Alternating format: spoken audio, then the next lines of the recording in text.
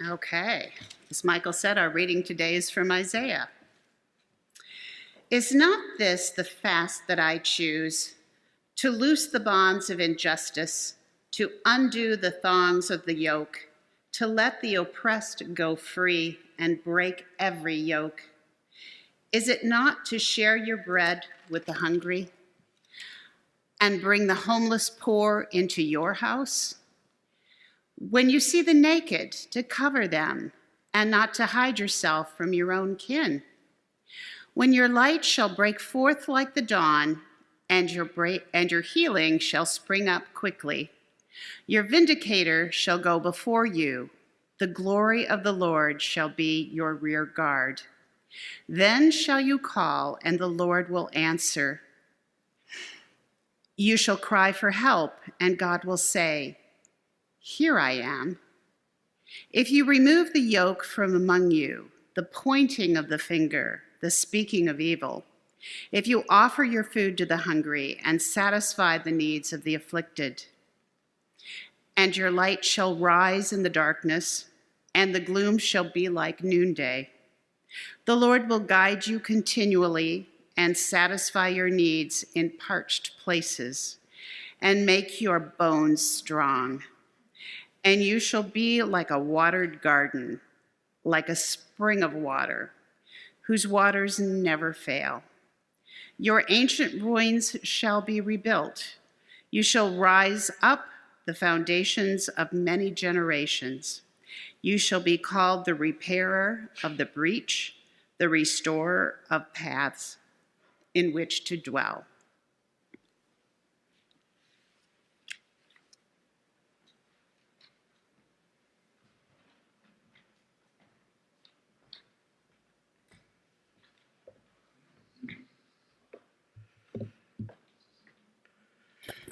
Hi, good morning, friends.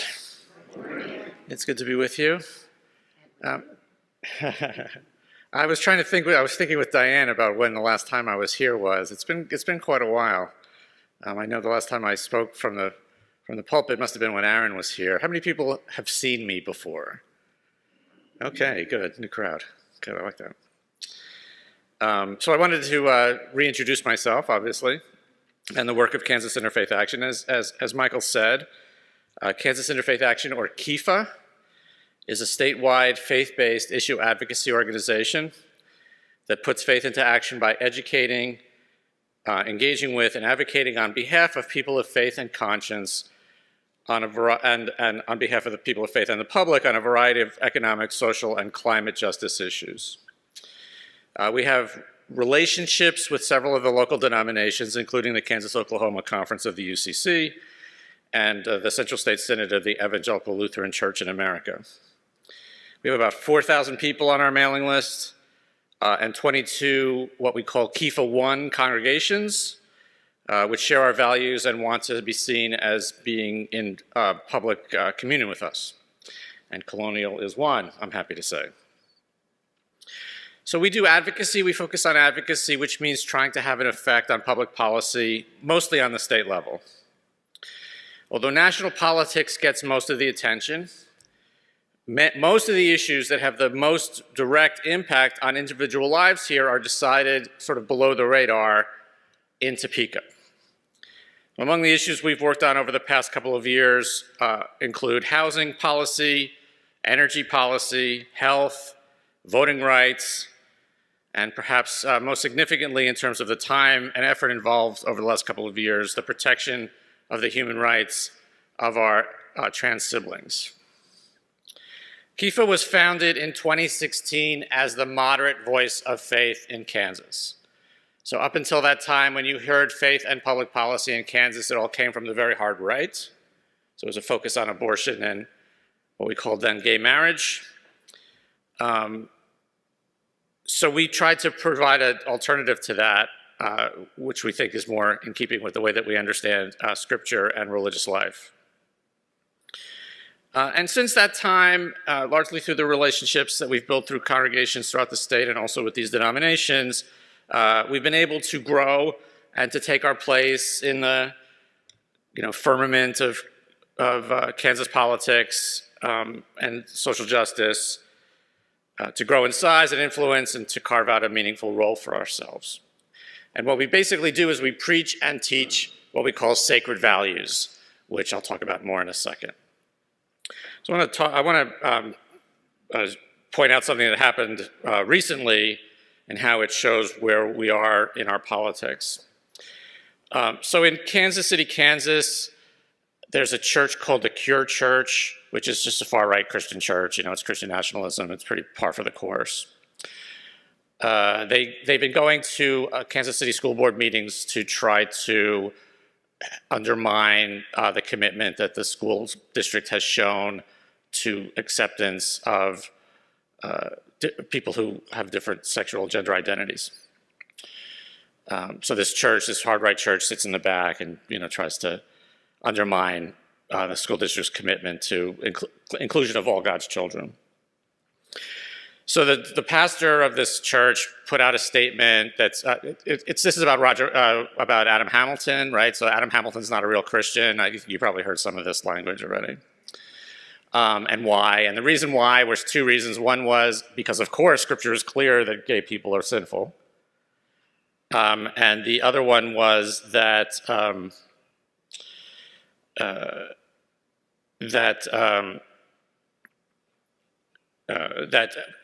salvation is exclusively through Jesus.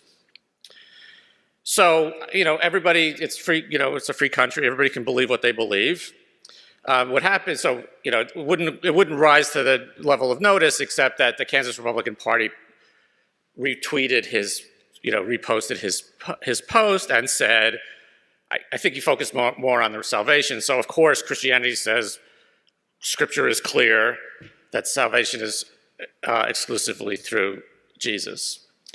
Now, whenever you hear somebody say Scripture is clear, you're in the middle of a con job to some degree, because Scripture is not clear. And I always find this ironic because the way I understand it is that Jesus spoke in parables, which are purposely not clear. So anything saying Scripture is clear, whatever. So there's three things that are wrong with this, and they're kind of in order here. So one is that it's not what Christianity says. It's not what religion says. It's bad. Christian nationalism is bad religion. It's bad civics. Second of all, it leaves out religious minorities. If you say that you're disqualified from running for public office because you are not, even if you're Christian, but especially if you're not Christian, you don't accept this path to salvation.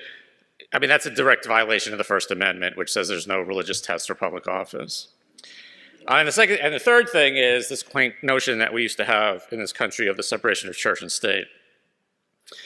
So Kepha, it's worth sort of saying something about this at this juncture, because Kepha does advocate for policy positions based on our values, but we don't try to legislate our particularistic religious beliefs. And I hope that you can understand the difference between those two things. I believe that this incident demonstrates that we're at an inflection point in our history. Another great example, sad example, is the erasure of the Voting Rights Act. So Dr. King's signature achievement, the greatest achievement of nonviolent people power in this country's history, addressing a drastic historic wrong, renewed unanimously by Congress in 2004, or virtually unanimously in Congress by 2004, but wiped away with a wave of a hand by 6 racists on the US Supreme Court. And I think this demonstrates a couple of things. The first thing is that the model that it's a little bit of a crisis of faith for me, because our work is based on the idea that if we bring concentrated people power to an issue, we can make progress, right? But right now, we're not seeing that so much, because all the progress that we have made, and the Voting Rights Act being a really paradigmatic example, can be wiped away by the presidential pen or the Supreme Court or whatever. And I think that we're currently in what is really a life and death struggle between two different worldviews, two opposing worldviews. The first is the worldview of this Cure Church person, which I call, it's slaveholder Christianity. It's Sometimes it's called Christian nationalism or even Christian fascism, which believes in white people on top, men on top, Christians on top, and everyone else here on their sufferance and living by their rules, or else disappeared in various ways, either politically or actually, physically. This is the MAGA vision, in which the First Amendment is to protect the right of far-right Christians to tell the rest of us how to live. And accompanying that is this establishment of this tech dystopia, which is happening currently. And I know that if you're following the papers, you'll see a lot of upheaval around the issue of data centers throughout the country and throughout the state. So this tech dystopia touches every aspect of our lives: artificial intelligence, which plagiarizes actual art and is actually intended to make most of the regular jobs that we do obsolete. Flock cameras on every corner, so these license plate reader cameras which can track your every move and hold on to the information for up to 2 years. And these water and energy sucking data centers proposed for every nook and cranny of the countryside in order to hold onto all this information.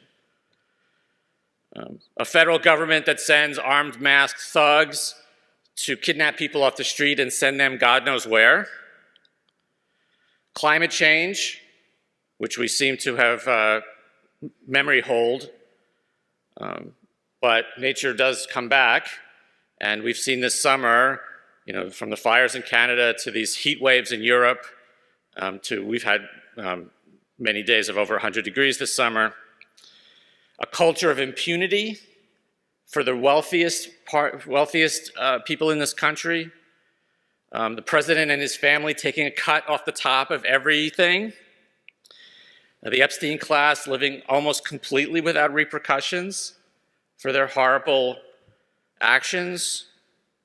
And a major world power committing genocide against the subject population in full view of the whole world, live streamed for most of the last 3 years.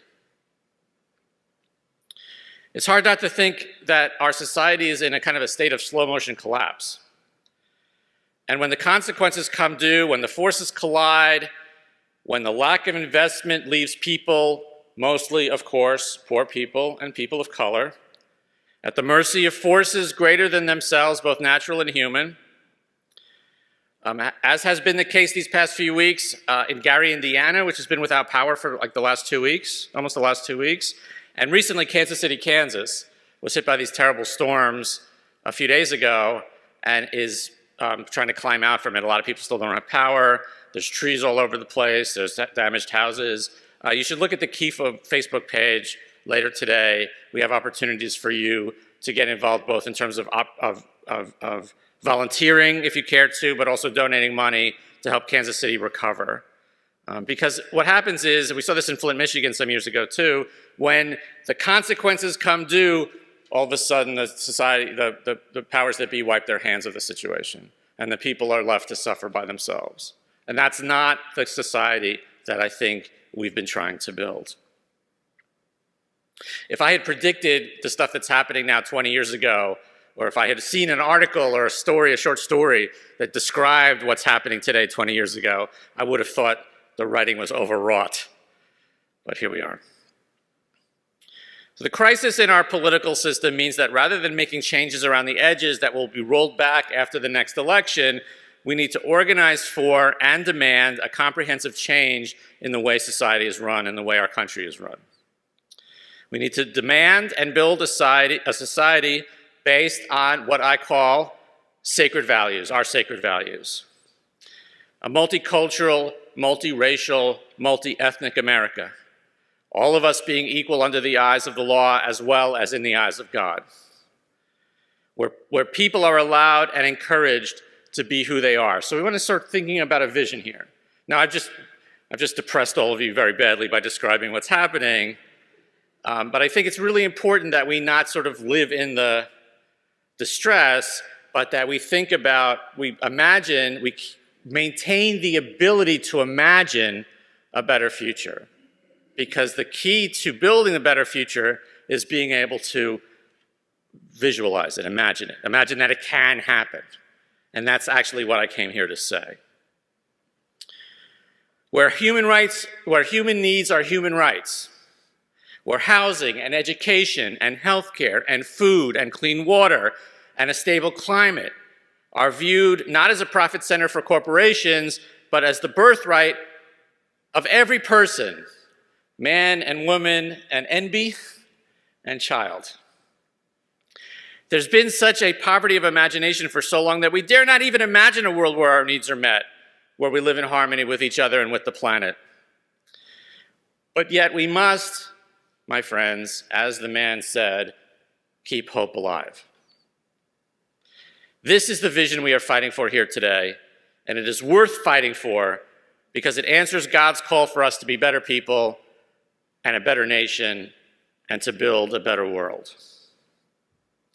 It is all too easy when the winds of change blow cold for us to lose our way, to let those winds blow us off our feet, and to say, maybe more in sorrow than in anger, that the values we've learned and articulated all this time are no longer equal to the task, that maturity or circumstance force us to accommodate to what's happening and leave our values behind. And this is something we must resist. For it is precisely at times like these when it's especially important to hold on to keep a hold of our sacred values. It's precisely when things are difficult or challenging that our sacred values can serve us as a guide. The worth and dignity of the individual human being. Pluralism, nonviolence, the preferential option for the poor, democratic decision-making, diversity, anti-racism, care of the other, compassion, love. These are the things that keep us grounded and balanced during times of upheaval. Now, every denomination has their own particularities. Different practices, different prayers that we say, different songs that we sing. What the question is whether, but I think, the way that I think of it is that these practices are teaching us to be universalist in the street. So like, particularism is how we learn to be universal out in public, right? Rather than trying to, as I said before, trying to make other people behave the way we would have them behave or the way that we think they should behave, that we all come together.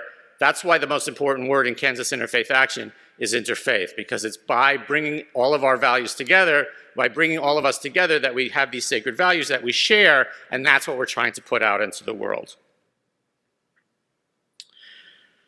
And that's very important that we hold on to that. Mainstream religious institutions, particularly predominantly white churches, have a special responsibility in this area for two reasons. First is in opposing and helping to repair the damage caused by white Christian nationalism. White Christian nationalism is a white Christian problem. White Christians have to address it. I recommend Amanda Tyler, if you haven't heard of her. She said, what's the book, How to Defeat White Christian Nationalism? If organized religion is in a period of decline, it is largely due to the cruelty of white supremacist Christianity and the inability of more moderate forms to effectively stand up to it. So that's a call to action there. And more positively, faith communities are in the business of building community and teaching sacred values. The reason KIFA works in and through communities of faith or people of faith is because if there's any institution that even pretends to care about the well-being or the idea of the common good, it's faith communities. We meet many people who grew up in church and they didn't leave because they stopped believing in those values. They left because those institutions did not live up to those values. When it seems like these sacred values are under attack, as now, then our first priority must be protecting them and teaching them, carrying them forward. If the only thing you can do is teach your children that diversity and democratic decision-making and tolerance is important, that's a good thing. Churches in particular must speak up and speak out and must devote such resources as they have, financial and human, to building connections, building resilience, and developing and promoting not themselves, but the sacred values. That's what we're here for. Because at root, we are called to care for the widow, the orphan, and the stranger, the immigrant, and to care for the poor, to love God and to love our neighbors. It is very easy to understand. It's written into our guts, and it's sacred. That itself is sacred. We do this work not because we think it will be easy or even that we'll live to see the results. We do it because we still believe that the moral arc of the universe bends towards justice, but only if we all work together to bend it. This is not optimism and it's not hope, it's faith. The belief in things not seen. We believe that the world could be a better place and we can help to make it so. We believe that the world can be a better place and that we can help to make it so. We ask God to help us in this work, and we find God in the work and in each other. The one thing that we can't do is give up. This is always an option with for white people with some means, but we know who it leaves behind. Noam Chomsky said something really powerful in this regard. We have two choices. We can be pessimistic, give up, and help ensure that the worst will happen, or we can be optimistic, grasp the opportunities that surely exist, and maybe help the world be a better place. It's not really much of a choice. And if we truly turn to this work, this sacred work of bringing the sacred values into our lives, into our world, advocating for them and carrying them forward, then society will be renewed and we ourselves will be renewed. As the prophet Isaiah said in the text we read this morning, if you draw out your soul to the hungry and satisfy the afflicted, then your light will rise in darkness and your gloom will be as the noonday, and we will be called repairers of the breach, restorers of the sacred paths. This is truly something to live for, my friends, and to work for, and maybe even to die for. May God grant us the wisdom, strength, and insight to be able to come together to do this holy work, because we need it and the world needs it. Thank you.